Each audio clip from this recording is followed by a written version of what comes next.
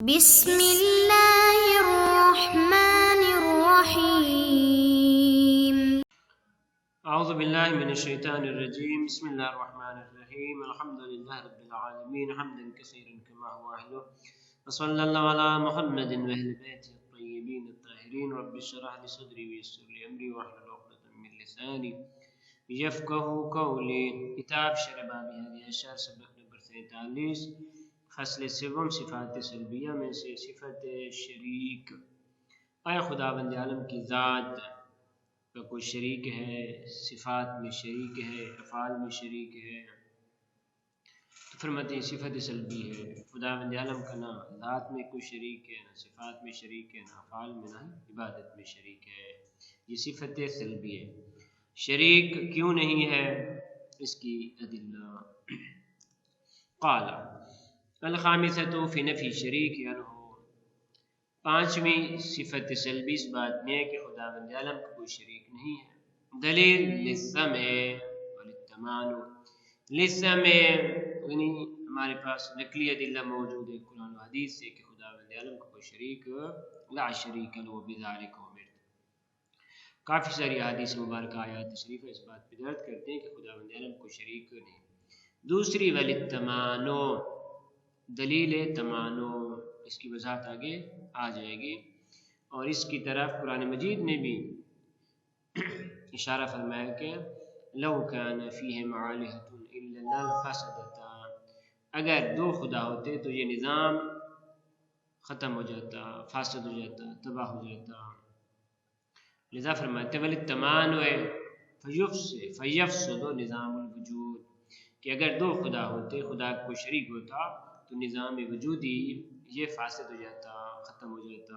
دو تیسری دلیل ولاستلزامہ الترکیب، مرکب ہونا لازم آتا خداوند عالم کی ذات کے لیے، پہلے ثابت ہو چکا خداوند عالم مرکب نہیں ہے۔ کس طرح؟ لاشتراک الواجبین فی کونہما واجبی الوجود، کیونکہ جب کہتے ہیں خداوند عالم کا شریک یعنی تمام صفات میں شریک، ذات میں شریک ہے، تو خداوند عالم تو واجب الوجود ہے، جو شریک ہے یہ بھی واجب الوجود ہو جائے گا، تو وہ بھی واجب الوجود، وہ بھی واجب الوجود، بس دونوں وجود واجب ہونے میں کیا ہے جی مشترک ہو جائیں گے، تو اسی کے ترکیب لازم آتی ہے۔ ایک واجب ہے کہ وجود کے اعتبار سے دو واجب ہیں، فلا بد من ماعز، پس ضروری ہے ان کے لیے کوئی ماعز ہونا، اگر ماعز نہیں ہے پھر تو ایک ہے، اگر ماعز موجود ہے، ماعز یعنی فارق موجود ہے، تو پھر اس سے کیا ہے ترکیب لازم آتی ہے۔ اقول علامہ فاضل مقداد رحمۃ اللہ علیہ اس کی وضاحت میں فرماتے ہیں کہ اتفق المتکلمون والحکماء علی صلب الشریک عنہ تعالی لوجوہ، متکلمین اور فلاسفہ تمام کے اتفاق اس بات پہ کہ خداوند عالم کا کوئی شریک نہیں ہے، لوجوہ، اور اس کی چند وجہ اور ادلہ ذکر کی ہیں۔ الاول الدلائل السمعیہ، نقلی دلائل الدالۃ علیہ جس پہ دلالت کرتے ہیں خداوند عالم کا شریک نہیں ہے، لا شریک له بذلک امرت، اور اسی طرح اجماع الانبیاء علیہ السلام، انبیاء علیہ السلام کی اجماع، جتنے بھی انبیاء ہیں انہوں نے فرمایا کہ خدا کا کوئی شریک نہیں ہے، 1,24,000 پیغمبر، جس طرح علماء کا اجماع ہو سکتا ہے اسی طرح اور ایک سارے انبیاء کا بھی، یہ آدم سے لے کر خاتم تک تمام نے یہ فرمایا ہمیں کہ خدا ایک ہے، خدا واحد ہے، اس کا کوئی شریک نہیں ہے۔ وَهُوَ حُجَّةٌ هُنَا، اور یہ اجماع یہاں پہ حجت ہے، اس سے دور وغیرہ لازم نہیں آتا۔ آپ یہ نہیں کہہ سکتے کہ انبیاء ان کی نبوت کا ثبوت اس بات میں ہے کہ خدا ہو، اور پھر انبیاء یہ خدا کی وحدانیت کو ثابت کر رہے ہیں، تو بس دور لازم آتا ہے۔ فرماتے نا کیوں؟ لعدم توقف صدق ملا ثبوت الوحدانیہ، کیونکہ ان کا سچا ہونا اس بات پہ موقوف نہیں کہ خدا واحد، خدا کی وحدانیت کیا ہے ان کے سچے ہونے پہ، جی ہاں ان کا سچا ہونا اس بات پہ موقوف نہیں کہ خدا واحد، ممکن ہے آپ کہیں کہ خدا کا واحد ہونا اس بات پہ موقوف ہے کہ یہ سچے ہوں اور ان کا سچا ہونا اس بات پہ موقوف ہے خدا واحد ہو، نہ ایسا دور نہیں ہے، دور لازم نہیں آتا، بنا بری انبیاء علیہ السلام کا اجماع حجت ہے، دلیل ہے ہمارے لیے۔ الثانی دوسری دلیل دلیل المتکلمین، عقلی ادلہ میں سے متکلمین نے ایک دلیل پیش کی ہے اور اس کی تقریر اور وضاحت حکماء اور فلاسفہ نے بھی کی۔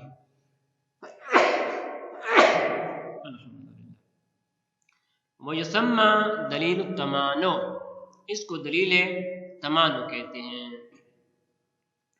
فرماتے ہوا ماخوذ، تمانع یعنی ایک دوسرے کی نفی کرنا، وہ اس کو من کر رہا ہے وہ اس کو من کر رہا ہے۔ تمانع تشارک باب تفاعل ہے، معنی یمنع تمانع یتمانع، وہ اس کو روک رہا ہے وہ اس کو روک رہا ہے، اس وجہ سے کہتے ہیں دلیل تمانع۔ فرماتے یہ جو دلیل ہے دلیل تمانع کہ جو متکلمین نے ذکر کیا ہوا ماخوذ من قولہ تعالی لو کان فیہم آلہۃ الا اللہ لفسدتا، قرآن مجید کی اس آیت سے اس دلیل کو لیا گیا ہے۔ وتقریرہ، اس کی وضاحت تقریر وجہ استدلال اس طریقے سے کہ انہ لو کان معہ شریک، اگر خدا بند عالم کے ساتھ کوئی شریک ہوتا لازم فساد نظام الوجود، تو نظام وجود کا فاسد ہونا لازم آتا، وہ باطل، اور نظام وجود کا فاسد ہونا باطل موجود ہے، نظام فاسد نہیں ہے، چاند اپنی جگہ پہ چل رہا ہے، سورج اپنی جگہ پہ چل رہا ہے، زمین و آسمان جتنے بھی معاملات ہیں نظام الوجودی سارے کا سارا بہترین طریقے سے چل رہا ہے، فاسد نہیں ہے۔ تو اس سے یہ پتہ چلتا ہے کہ بس خدا کا کوئی شریک نہیں ہے۔ کس طرح فساد نظام کس طرح لازم آتا ہے؟ بیان ذالک انہ لو تعلقت ارادۃ احدہما بایجاد جسم متحرک، فرض کرتے ہمارے پاس دو خدا ہیں، ایسے دو خدا کہ جو تمام صفات میں آپس میں برابر ہیں، وہ اس سے کم نہیں وہ اس سے کم نہیں، ہر لحاظ سے دونوں آپس میں برابر ہیں۔ تو جب دونوں ہر لحاظ سے آپس میں برابر ہیں تو فرض کرتے ہیں کہ ان میں سے ایک خدا اس کا ارادہ اس بات سے تعلق رکھتا ہے کہ ایسے جسم ایجاد کیا جائے جو متحرک ہو، ایسا جسم ایجاد کیا جائے کہ جو متحرک ہو۔ فلا یخلو اما ان یکون للآخر ارادۃ سکونہ او لا، تو وہ جو دوسرا خدا ہے اس کے مقابلے میں اس کی دو صورتیں ہیں، یا تو یہ کہ اس کا یہ ارادہ ہے کہ ایک جسم پیدا کیا جائے کہ جو ساکن ہونا چاہیے، او لا، یا نہ اس کا کوئی اس قسم کا ارادہ نہیں ہے۔ فَإِنْ أَمْكَنَ، اگر یہ بات ممکن ہو، کیا ممکن ہو کہ دوسرا خدا ایک ایسا جسم بنانا چاہتا ہے کہ جو جس میں ساکن ہو، جس میں ساکن ہو، بس ایک خدا چاہتا ہے کہ جسم متحرک اور دوسرا خدا چاہتا ہے کہ جسم ساکن ہو۔ فلا یخلو، تو اس کی دو صورتیں ہیں، اما ان یا کا مرادہما، یا تو دونوں کی مراد واقع ہو، اگر دونوں کی مراد واقع ہو یعنی ایسا جسم بھی ایجاد ہو جائے جو متحرک ہو اور دوسرا ایسا جسم بھی ایجاد ہو جائے کہ جو ساکن ہو، یا ایک ہی جسم اس کے نزدیک متحرک ہو اور اس کے نزدیک ساکن ہو۔ فرماتے ہیں فیلزم اجتماع المتنافیین، تو اس صورت میں متنافیین کا اجتماع لازم آئے گا، کیونکہ جسم واحد میں صرف ایک چیز ہو سکتی ہے، یہ حرکت ہو سکتی ہے، یہ سکون ہو سکتا ہے۔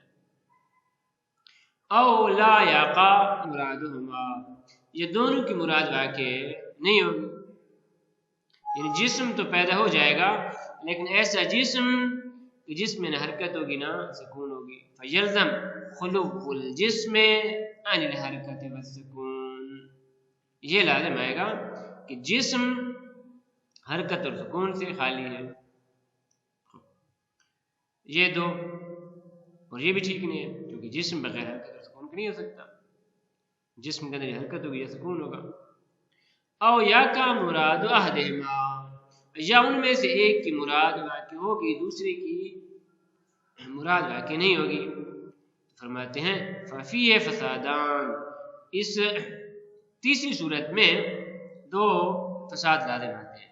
احدہما الترجیح بلا مرجح، ایک تو یہ فساد لازم آتا ہے کہ یہ جو جسم پیدا کیا گیا ہے اس میں حرکت ہے سکون نہیں، یا سکون ہے حرکت نہیں، آخر کیوں سکون کیوں حرکت کیوں نہیں، یا حرکت ہے سکون کیوں نہیں؟ کیونکہ دونوں خدا آپس میں برابر ہیں اور دونوں کا ارادہ بھی اس چیز کے متعلق ہے، فرق یہ ہے کہ اس کا ارادہ سکون کے متعلق ہے اور اس کا ارادہ حرکت کے متعلق ہے۔ تو کس طرح اس جسم کے اندر حرکت ہے سکون نہیں ہے، یہ سکون ہے حرکت نہیں؟ کیا دلیل ہے آپ کے پاس؟ کیونکہ بنانے والے دو من کل لحاظ ایک جیسے ہیں، لذا الترجیح بلا مرجح، ترجیح بلا مرجح لازم آتی ہے۔ وثانیہما